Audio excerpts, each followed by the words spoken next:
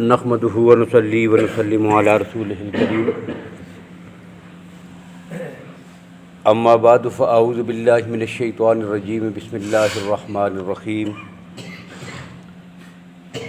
الحمدللہ رب العالمین صدق اللہ العظیم۔ تمام تعریفیں اس اللہ کے لیے ہیں کہ جو تمام جہانوں کے رب ہیں۔ اللہ نے اپنی ربوبیت کا بیج انسان کے وجود اور فطرت میں اسی موقع پہ بو دیا تھا اور ڈال دیا تھا کہ جب اللہ نے انسان کو دنیا میں ابھی بھیجا نہیں تھا۔ وعدہ الست میں ساری مخلوق کو اکٹھا کر کے الست بربکم، پہلی بات یہ اللہ نے انسان کو یہ سمجھائی کہ تمہارا رب میں ہوں، اور سب نے اس چیز کا اقرار کیا تھا۔ اور پھر جب انسان دنیا میں آئے، حضرت آدم علیہ السلام سے انسانیت کا اور ان کی اولاد کا سلسلہ شروع ہوا، تو پھر اسی چیز کو یاد دلانے کے لیے کہ میں تمہارا رب ہوں، اللہ نے انبیاء علیہم السلام کا سلسلہ شروع کیا ہے۔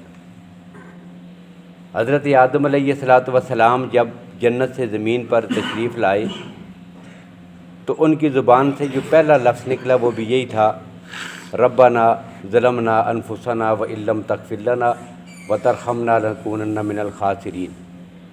پہلا لفظ یہ تھا کہ اے ہمارے رب، ہم سے غلطی ہو گئی ہے، ہم بھول گئے ہیں، ہم نے اپنا نقصان کر لیا ہے، اگر تو نے ہمیں معاف نہ کیا تو ہمارا اور زیادہ نقصان ہو جائے گا، اے ہمارے رب ہمیں معاف فرما دے۔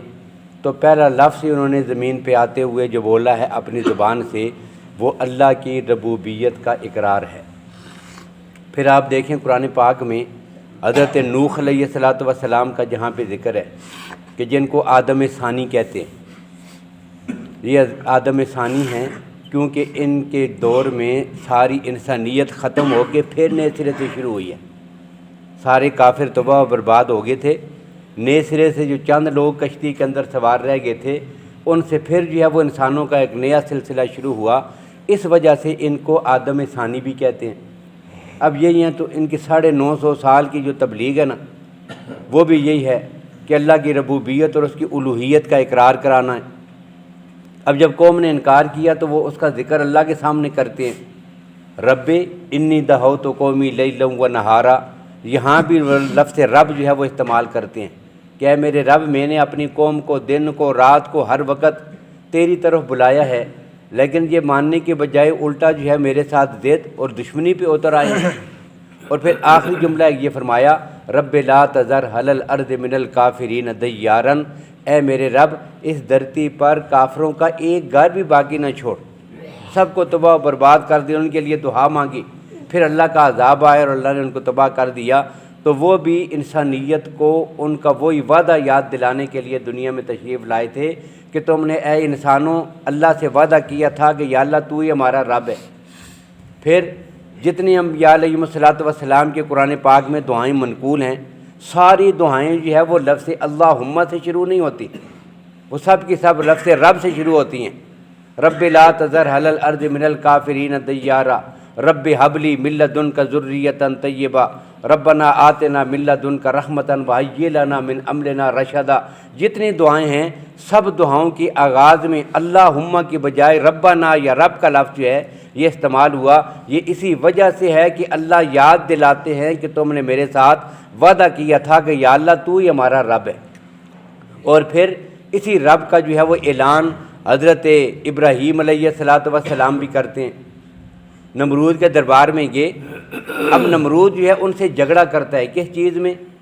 الم تر الی الذی خاج ربہ، کہ کیا تو نے اس شخص کو نہیں دیکھا کہ جو حضرت خاج ابراہیم ربہ، جو حضرت ابراہیم علیہ السلام سے ان کے رب کے بارے میں جھگڑا کر رہا تھا۔ ابراہیم علیہ السلام ان سے اللہ کی ربوبیت کا اقرار کرانا چاہتے تھے، اور نمرود جو ہے وہ اللہ کی ربوبیت کا انکار کر رہا تھا، رب ہونے کا انکار کر رہا تھا۔ اب اس میں ان کا جو مناظرہ ہوا اور آپس میں جو ٹکراؤ ہوا اور جو مکالمہ ہوا، پھر اللہ کی ذات نے قرآن پاک میں اس کو سورہ بقرہ میں ذکر کیا ہے۔ ابراہیم علیہ السلام نے کیا فرمایا؟ رب الذی یحیی و یمیت، میرا رب وہ ہے کہ جو زندہ بھی کرتا ہے مارتا بھی ہے، موت و حیات جس کے قبضے میں ہے وہ میرا رب ہے، میں اس کو رب مانتا ہوں اور اسی کی ربوبیت منوانے کے لیے میں دنیا میں آیا ہوں۔ اب یہ ان کے سامنے جملہ کہا، اب اس نے کہا کہ یہ زندگی اور موت تو میرے ہاتھ میں ہے۔ ظاہر سامنے رعایا بھی دیکھ رہی ہے، وہ سارے سن رہے ہیں، بات صاحب تک پہنچ رہی ہے۔ اب اس نے اپنا کچھ تو بھرم رکھنا تھا۔ اب اس نے کیا کیا کہ اس نے جو آدمی جس کو جیل خانے میں سزائے موت ہو گئی تھی اس کو بلایا اور چھوڑ دیا۔ راستے سے ایک بے گناہ آدمی گزر رہا تھا، اسے پکڑا اور پھانسی پہ لٹکا دیا۔ کہ دیکھتے نہیں ہو زندگی اور موت کا مالک تو میں ہوں۔ یہ کہتا ہے رب العالمین، میرا رب وہ ہے کہ جس کے ہاتھ میں موت و حیات ہے، یہ تو میرے ہاتھ میں بھی ہے کہ ایک موت کے قیدی کو میں نے زندگی بخش دی اور گھر چلا گیا، ایک بے گناہ راستے سے گزر رہا تھا، اسے زندگی ملی ہوئی تھی، اس کی زندگی چھین لی ہے، تو یہ موت و حیات تو میں تقسیم کر رہا ہوں۔ اب حضرت ابراہیم علیہ السلام نے اللہ کی ربوبیت کی اگلی دلیل جو پیش فرمائی وہ کیا تھی کہ میرا رب وہ ہے فَإِنَّ اللَّهَ يَأْتِي بِالشَّمْسِ مِنَ الْمَشْرِقِ فَأْتِ بِهَا مِنَ الْمَغْرِبِ، سورج کو مشرق سے نکال کے مغرب میں غروب کرتا ہے میرا اللہ، سورج کو مشرق سے نکال کے مغرب میں غروب کرتا ہے۔ اب تو اگر رب ہے تو پھر تو یہ کر کے دکھا دے۔ اب یہاں پر مفسرین نے ایک بات اور بھی لکھی ہے، وہ بات یہ لکھی ہے کہ وہ یہ بھی تو کہہ سکتا تھا کہ یہ میں کرتا ہوں، یعنی وہ یہ بھی کہہ سکتا تھا کہ یہ جو کہہ رہا ہے کہ میرا اللہ کرتا ہے وہ اللہ نہیں کرتا، میں کرتا ہوں، یوں بھی تو وہ کہہ سکتا تھا۔ لیکن مفسرین نے لکھا اس وجہ سے نہیں کہا کہ پتہ اسے بھی تھا، پتہ نمرود کو بھی تھا کہ جس شخصیت سے میں نے ٹکر لی ہوئی ہے یہ حق پر ہے، یہ اللہ کا سچا نبی ہے، وہ صرف اپنا اقتدار، اپنی عزت، اپنی شہرت، اس چیز کو بچانے کے لیے ساری جنگ لڑ رہا تھا۔ اسے پتہ تھا یہ کہ آدمی سچا ہے، مانتا نہیں تھا، اور اسے پتہ تھا کہ اگر میں نے یہ جملہ کہہ دیا نا کہ یہ کام میں کرتا ہوں، کہ سورج کو جو ہے وہ مشرق سے نکال کے مغرب میں یہ تو میں چلاتا ہوں، یوں غروب طلوع میں کرتا ہوں، تو اپنے رب سے کہے کہ وہ ایسا کر کے دکھائے۔ اور پھر ابراہیم علیہ السلام اپنے رب سے کہتے، اللہ کی ذات اپنی الوہیت اور ربوبیت کے اظہار کے لیے یہ سارا کچھ کر کے دکھا دیتے۔ پھر سورج کیا ہوتا، مغرب سے نکلتا اور مشرق میں جا کے ڈوب جاتا، اور اسے پتہ تھا کہ پھر رعایا میں اور اس وقت پورے ملک میں کوئی ایک آدمی بھی ایسا نہیں بچے گا کہ جو حضرت ابراہیم علیہ السلام کا کلمہ نہ پڑھ لے۔ اس ڈر کے مارے قرآن پاک نے کہا کیا ہوا، فَبُہِتَ الَّذِي کفر، وہ جو کافر تھا وہ وہاں ہی بالکل خاموش، لاجواب، مبہوت، حیران، پریشان ہو کے چپ ہو کے کھڑا ہو گیا، اس سے کوئی جواب نہ بن پڑا، اور اللہ نے حضرت ابراہیم علیہ السلام کی حجت کو پورا کر دیا۔ تو یہاں بھی کیا تھا، اللہ کی ربوبیت کا اقرار کروانا ہے۔ پھر قرآن پاک میں حضرت موسیٰ علیہ السلام کا ذکر ہے، اللہ ان کو بھیجتے ہیں کہ جاؤ بھائی فرعون جو ہے وہ میری ربوبیت کا انکار کر بیٹھا ہے، وہ تو خود کہتا ہے انا ربکم الاعلی، وہ بجائے اس کے کہ مجھے رب مانتا مخلوق سے اپنے آپ کو رب منوا رہا ہے، لہذا اس کی اصلاح کے لیے آپ نے جانا ہے۔ اب انہوں نے اللہ کے سامنے یہ عرض بھی کی تھی، یا اللہ میں اکیلا نہیں جاؤں گا، میرے بھائی حضرت ہارون کو بھی میرے ساتھ بھیج دیجیے، وہ زیادہ تیز ہیں، وہ بات چیت میں، گفتگو میں، وہ افصح منی لسانا، بات چیت میں وہ مجھ سے زیادہ تیز ہیں، اور دعوت و تبلیغ کے کام میں اللہ نے زبان کا بڑا کردار رکھا ہے۔ اسی وجہ سے موسیٰ علیہ السلام نے یہ کہا تھا نا کہ موسیٰ علیہ السلام جو ہے وہ بات کرنے میں ان کو دقت محسوس ہوتی تھی، اور مفسرین نے لکھا کہ اس وجہ سے کہ جب وہ چھوٹا بچہ تھا، موسیٰ علیہ السلام ابھی دودھ شیرخوار بچے تھے اور فرعون کے دربار تک جا پہنچے تھے، صندوق میں بند تھے، تو والدہ نے دریا میں پھینک دیا اور فرعون کے مال کے قریب سے اٹھا لیا گیا۔ تو آسیہ یہ کہنے لگی کہ اس کو ہم رکھ لیں گے، قرۃ عین لی ولک لا تقتلوہ، اسے قتل نہیں کرنا، یہ بڑا خوبصورت ہے، یہ ہماری آنکھوں کی ٹھنڈک ہے۔ اسے دیکھ کے اتنا خوبصورت ہے، نبی خوبصورت ہوتا ہے، نبی بدصورت نہیں ہوتا، اللہ نے ہر نبی کو خوبصورت بنایا ہے۔ اب ان کی خوبصورتی اور حسن کو دیکھ کر، ان کے چہرے کی چمک دمک جمال جلال کو دیکھ کر کہنے لگی قرۃ عین لی ولک، یہ میری اور تیری آنکھوں کی ٹھنڈک ہے۔ اور مفسرین نے یہاں یہ بھی لکھا ہے کہ فرعون نے یہ سن کر کہا کہ تیری آنکھوں کی ٹھنڈک ہوگی، میری آنکھوں کی تو نہیں ہے۔ اگر وہ یہ نہ کہتا تو مفسرین نے لکھا کہ شاید اللہ اس کو ایمان کی دولت سے نواز دیتے۔ آسیہ نے کہہ دیا نا کہ میری آنکھوں کی ٹھنڈک ہے، اللہ نے انہیں دنیا اور آخرت کی آنکھوں کی ٹھنڈک عطا کر دی، ایمان لے آئیں، اللہ نے دنیا میں کامیاب کر دی، آخرت بھی کامیابی کی ہو گئی۔ تو یہ پکڑ لیا جب، اب فرعون کہتا تھا نہیں قتل کروں گا، اب اسی دوران میں اس بچے نے کیا کیا، فرعون کی داڑھی تھی اس کو پکڑ لیا، بچے یہاں کھیل رہے ہوتے ہیں، داڑھی سے زور سے پکڑ لیا۔ اب وہ بیوی سے کہتا ہے دیکھتی نہیں ہو، یہ مجھے میرا دشمن لگتا ہے، یہاں ابھی جو پکڑ کھینچ رہا ہے نا، اس کے ہاتھوں کی سختی مجھے بتاتی ہے مجھے چھوڑے گا نہیں، یہ میرا دشمن ہوگا، اس کے لیے نہیں چھوڑتے تھے۔ اب انہوں نے کہا نہیں نہیں، یہ تو بچہ ہے، بچوں کی حرکتیں ہی ایسی ہوتی ہیں، چلو اس کا امتحان لے لو۔ اب انہوں نے کیا کیا، ایک برتن میں دیکھتے ہوئے انگارے رکھے اور دوسرے برتن میں بالکل اسی طرح چمکتے ہوئے ہیرے موتی اور جواہرات رکھے، کہا کہ اس کے قریب کرو دیکھتے ہیں، اگر اتنا سمجھدار اور عقل مند ہوا تو پھر جب وہ ہیرے اٹھائے گا اور آگ کی طرف ہاتھ نہیں لے کے جائے گا، لیکن اگر بچپن والی حرکتیں کی تو آگ کوئی پکڑے گا۔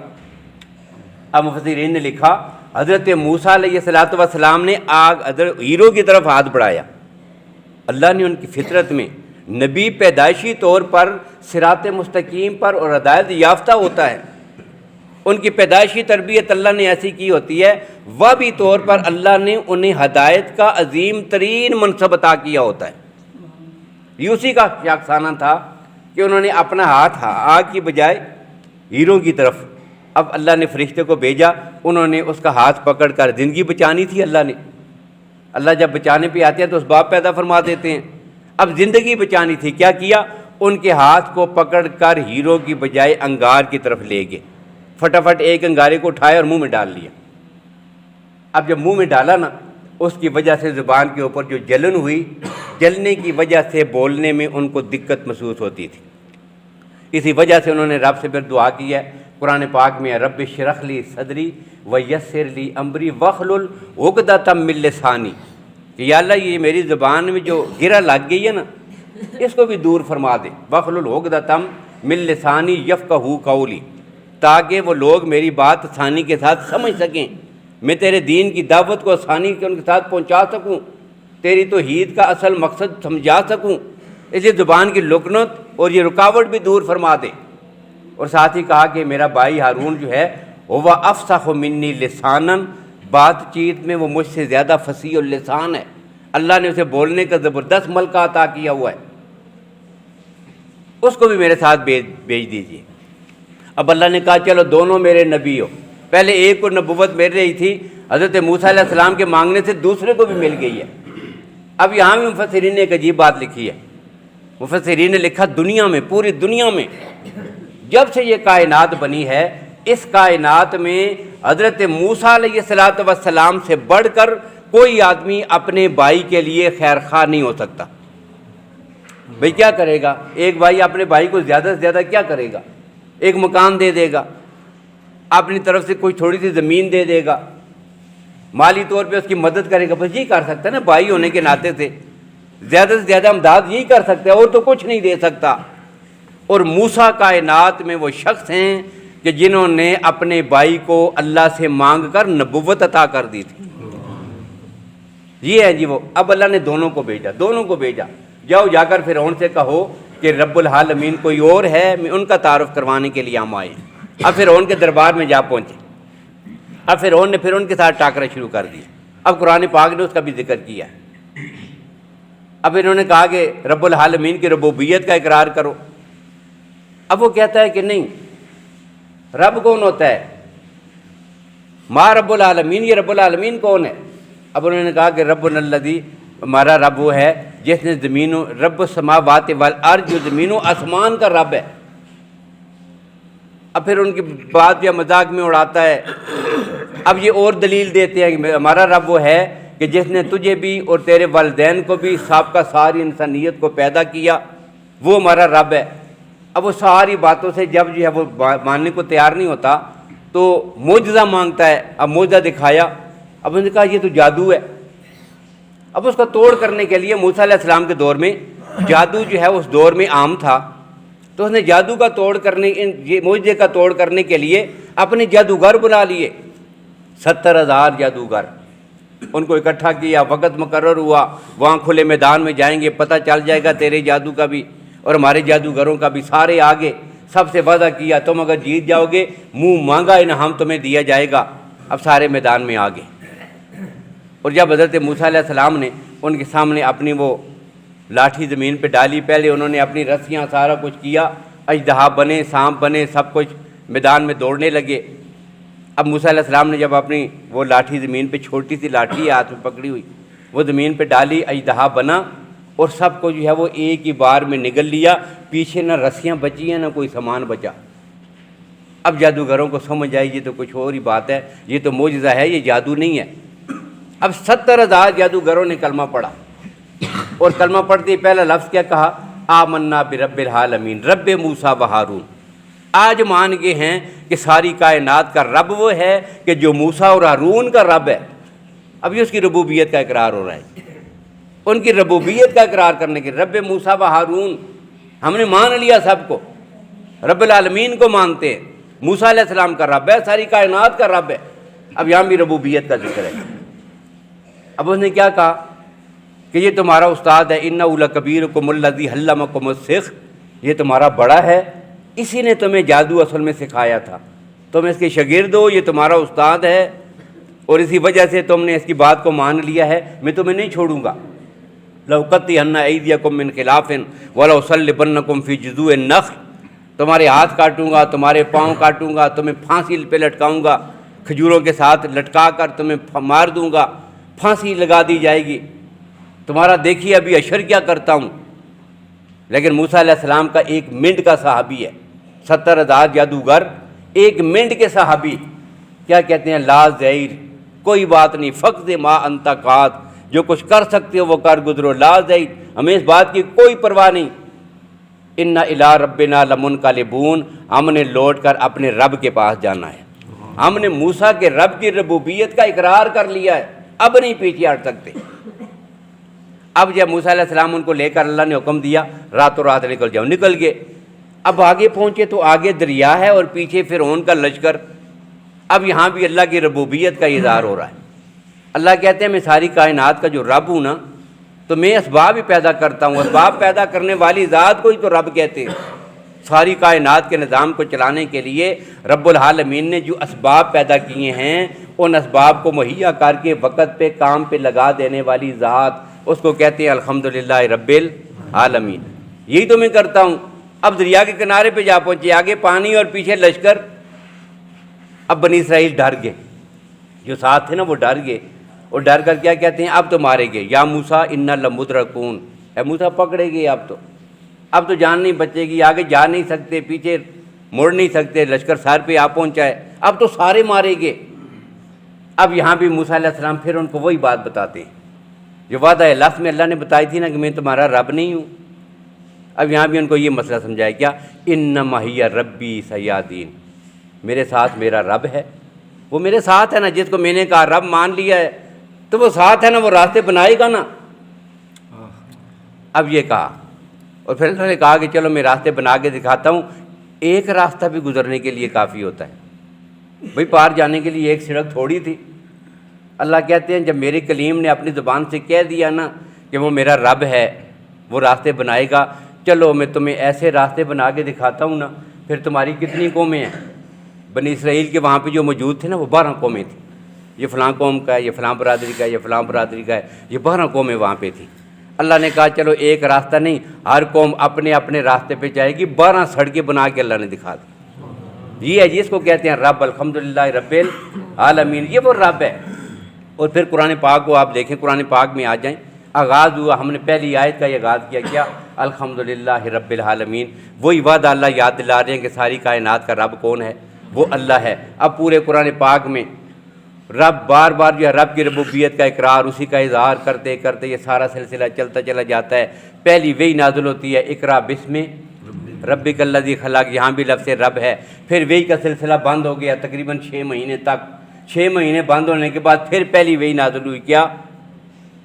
یا ایھا المدثر قم فانذر وربک فکبر، یہاں بھی لفظ رب کی پھر ربوبیت کا اقرار کروایا جا رہا ہے۔ اور پھر اللہ کی ذات کہتے ہیں تم زندگی گزارتے گزارتے گزارتے ایک وقت ہوتا ہے بالکل انسان ختم ہو جاتا ہے، فصل کی طرح فصل لگتی ہے، پھر جو بڑی ہوتی ہے، پھر جو سرسبز و شاداب ہوتی ہے، دیکھنے والوں کو بڑی اچھی لگتی ہے، پھر اس کے بعد کیا ہوتا ہے زرد ہونے لگ جاتی ہے، پھر کاٹ دیتی ہو، پھر ختم ہو گئے، اس کا نام ہی ختم ہو جاتا ہے۔ یہ زندگی کے مراحل ہیں، اور زندگی کے سارے مرحلے گزارنے کے بعد انسان کی جب موت قریب ہوتی ہے نا، تو وہاں بھی اللہ کیا کہتے ہیں وَالْتَفَّتِ السَّاقُ بِالسَّاقِ كَلَّا اِذَا بَلَغَتِ التَّرَاقِيَ وَقِيلَ مَنْ رَاقٍ۔ موت کا وقت آ گیا ہے، چرپائی پہ پڑا ہے، بے بس ہے، مرنے کے بالکل قریب ہے، مر رہا ہے، اس کی سانس نکل رہی ہے، روح نکلنا شروع ہو گئی ہے۔ اللہ اس روح نکلنے کا منظر ذکر کرتے اللہ کہتے ہیں وَالْتَفَّتِ السَّاقُ بِالسَّاقِ، تمہاری ٹانگیں تمہارے اعضاء آپس میں سکڑ جاتے ہیں، جیسے جیسے روح نکلتی ہے نا ان میں سختی آتی جاتی ہے، اکڑنے لگتے ہیں۔ اسی وجہ سے کبھی رسی کے ساتھ اور پٹی کے ساتھ منہ کو بند کرتے ہیں، اس کی آنکھیں بند کرو، اس کا منہ بند کرو، اس کو جو ہے وہ سیدھا کرو، اس کے ہاتھ سیدھے کرو، اس کے بازو ٹیڑھے ہو جائیں گے، اس کی ٹانگیں ٹیڑھی ہو جائیں گی۔ وَالْتَفَّتِ السَّاقُ بِالسَّاقِ، ایک ٹانگ دوسری ٹانگ کے ساتھ چمٹنے لگتی ہے، اب تم پکڑ کے سیدھی کرتے ہو، پھر انگوٹھوں سے باندھتے ہو۔ اب اللہ کہتے ہیں میں فرشتوں سے کہتا ہوں وَالْتَفَّتِ السَّاقُ بِالسَّاقِ إِلَىٰ رَبِّكَ يَوْمَئِذٍ الْمَسَاقُ، جو پہلے دن میں نے کہا تھا کہ میں تمہارا رب ہوں، آج اسی رب کے سامنے اس کو تم نے پیش کرنا ہے۔ إِلَىٰ رَبِّكَ يَوْمَئِذٍ الْمَسَاقُ، رب کے پاس جا پہنچا، اب قبر میں دفن کر دیا گیا، بیٹھ گیا، بٹھا دیا گیا۔ اللہ کے نبی فرماتے ہیں کہ دفن کرنے کے بعد لوگ ابھی واپس نہیں جاتے، اس سے پہلے اللہ اس کو اٹھا کے بٹھا دیتے۔ مرنے کے ساتھ زندگی ختم نہیں ہوتی، ہم نے موت کا تصور ہی کچھ اور سمجھتے، مر گئے جی ختم۔ موت ختم ہونے کا نام نہیں ہے، بلکہ پہلی والی زندگی میں اور زیادہ طاقت اور قوت آ جاتی ہے۔ یہ زندگی کے جتنے مراحل ہیں نا، ہر بعض والا مرحلہ پہلے مرحلے سے زیادہ قوی ہے۔ عدم تھے، یعنی کوئی وجود ہی نہیں تھا ہمارا، اس کے بعد ایک زندگی اللہ نے عطا کی ہے، کون سی؟ ماں کے پیٹ والی زندگی۔ اب وہ دنیا کی زندگی سے کمزور تھی کہ نہیں؟ وہ محدود بھی تھی، کمزور بھی تھی۔ دنیا والی زندگی اس سے زیادہ قوی اور طاقتور ہے۔ دنیا سے جانے کے بعد جو قبر والی زندگی ہے، یہ دنیا کی زندگی سے زیادہ طاقتور، اور پھر آخرت کی زندگی جو ہے وہ ان سارے ملائل سے زیادہ قوت والی اور طاقتور ہے۔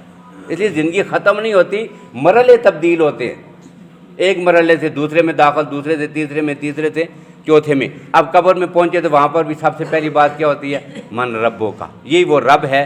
اس ربوبیت کا اقرار کرنے کے لیے جب ہم نماز میں کھڑی ہوتے ہیں نا، تو ہر رکعت میں پہلا جملہ یہ کہتے ہیں بسم اللہ پڑھنے کے بعد الحمدللہ رب العالمین، تمام تعریفیں اس اللہ کے لیے ہیں جس کی ربوبیت کا اقرار میں نے روز ازل میں کیا تھا، آج بھی اس پہ کار بند ہوں، اور آخرت میں بھی سب سے پہلے سوال اسی کا ہوگا۔ تو یہ لفظ ہے جی لفظ رب، کہ جس کی کچھ تشریح آپ کے سامنے آئی ہے، باقی گفتگو انشاءاللہ آئندہ۔ اللہ تعالی ہمیں اپنی آخرت کی فکر کرنے کی توفیق نصیب فرمائے۔